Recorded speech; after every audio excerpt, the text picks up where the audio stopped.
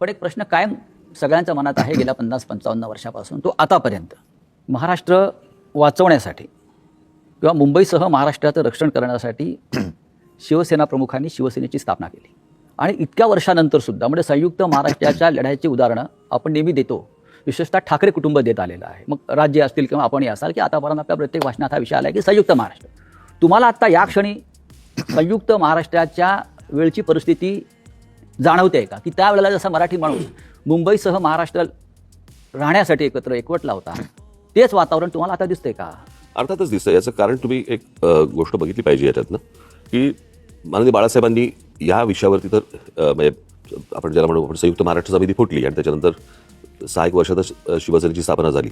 परंतु जेवढे लोंढे किंवा जेवढे लोक आज महाराष्ट्रामध्ये येत आहेत, म्हणजे जर समजा तुम्ही आता जर समजा तुम्ही बघितलं तर जवळपास रोज उत्तरेतनं 56 ट्रेन्स ह्या महाराष्ट्रामध्ये येतात रोज, आणि भरून येत आहेत आणि रिकामे जात आहेत.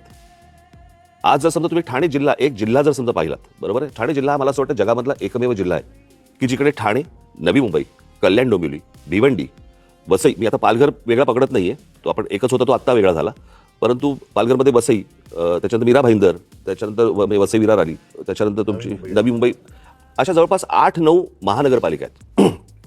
आपण नीट जर समजा पाहिलं तर याची सुरुवात, सगळ्या गोष्टींची सुरुवात होते ग्रामपंचायत, नगरपंचायत, जिल्हा परिषदा वगैरे, नगरपालिका, महानगरपालिका. आणि ह्या सगळ्या ज्या होतात महानगरपालिका, ह्या लोकसंख्येनुसार ह्या गोष्टी वाढत जातात.